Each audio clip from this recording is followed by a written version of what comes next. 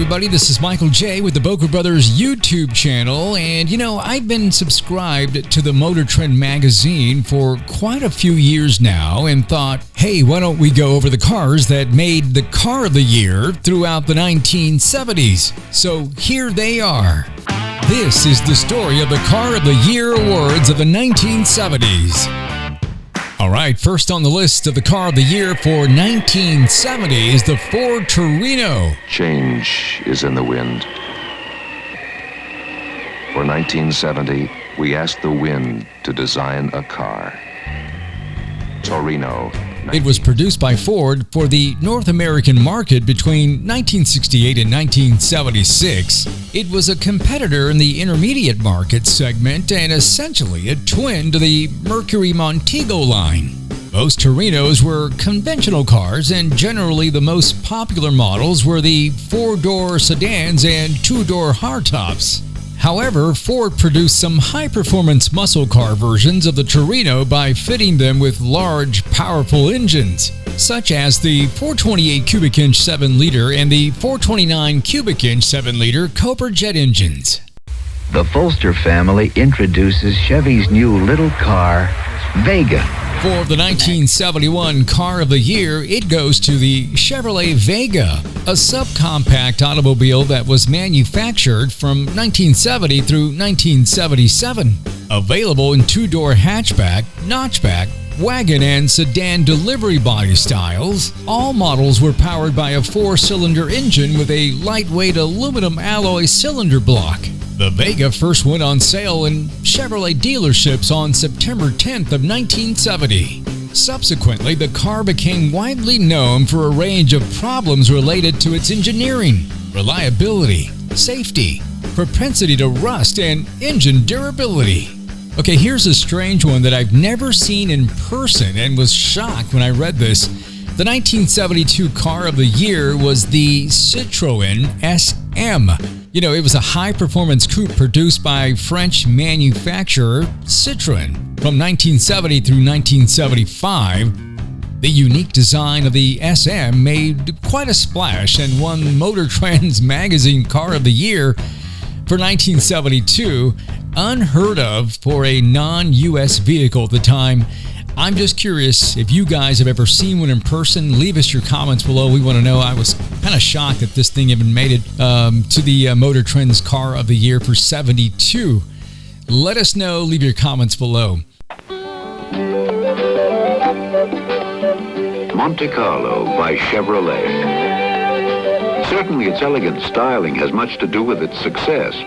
But there's a reason for Monte Carlo's popularity that has to do with elegance of another kind.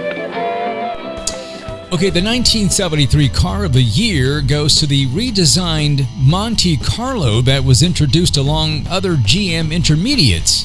Like other GM midsize cars, the 1973 Monte Carlo was no longer a hardtop, but a pillared colonnade coupe with rear side opera windows and frameless door glass.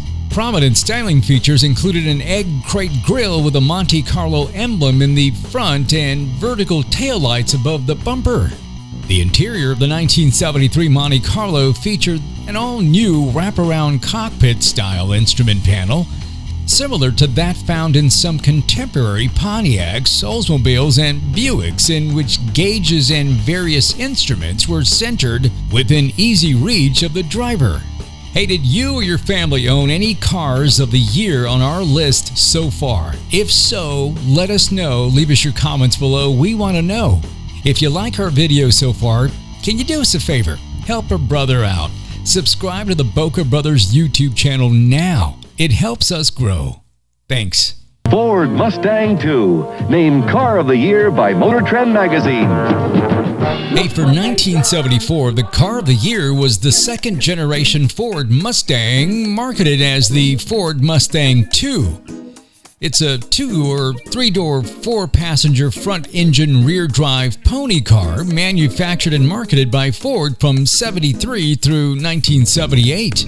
Developed under Lee Iacocca, it was an entirely new kind of pony car. Ford decided to call it Mustang II since it was a new type of pony car designed for an era of high gas prices and fuel shortages. If you could look into tomorrow, this is the kind of small car you'd probably see. Chevy's new Monza 2+2. For 1975, the car of the year went to the Chevrolet Monza, a subcompact automobile produced by Chevrolet for the 1975 through 80 model years. The Monza 2+2 and Monza Town Coupe competed with the Ford Mustang II and other sporty coupes. When I say the name is Aspen and I say the car is small, can a car be so delightful when it's small? It's unbelievable that Aspen can be driven on the road. The car of the year for 1976 went to the Dodge Aspen. The Dodge Aspen and the nearly identical Plymouth Volare are compact cars that were produced from 76 through 1980. The Volare Aspen model line offered a 4-door sedan, a 2-door coupe, and a 4-door wagon. During the time that the Volare and the Aspen were produced, North American automakers were actively downsizing their lineups, reducing size and weight for improved fuel economy. Stare hard at this new Chevrolet Caprice coupe, and you'll see something most unusual. The Chevrolet Caprice took the Car of the Year spot for 1977. Launched in late September of 1976, the 77 Caprice Classic was drastically downsized, which reduced its weight and exterior dimensions while increasing headroom, rear seat legroom, and trunk space compared to the 76 models.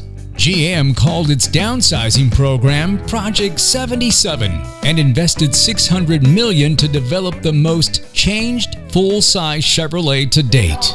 Dodge Omni, born with front-wheel drive, designed with super ride, lots of room. Motor Trend made Omni Car of the Year, and you... The Car of the Year for 1978 was the Dodge Omni and the nearly identical Plymouth Horizon.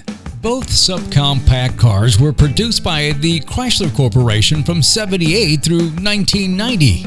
They were the first Chrysler model lines produced with front-wheel drive. The Omni and Horizon were also the first front-wheel drive economy cars assembled in the U.S. Marketed for 11 years with very few changes, around 2,500,000 Omnis and Horizons were sold. Buick introduces a car destined to be a classic, the 1979 Buick Riviera. Okay, the last car of the year for the 1970s decade was the 1979 Buick Riviera S. This model year debuted the first front-wheel drive Riviera, which also was the first front-wheel drive production model in Buick history. Hey, well, there you have it. That wraps up our list of the Motor Trend Cars of the Year for the 70s decade. Did you own one of these cars of the year? If so, leave us your comments below. We want to know. You know, I guess the closest we ever got to the car of the year in our family was 78 Caprice, but it was a station wagon that my dad owned. Yeah, he owned a 68 and then he bought a 78 Caprice station wagon. Hey, as always, we'd like to thank all of those who support the Boca Brothers YouTube channel. Hey, if you're not a subscriber, please help us out. Hit the like button, subscribe, and hit the bell for any future notifications. This really helps our channel grow. Hey, this is Michael Che with the Boca Brothers YouTube channel. We will see you again next weekend.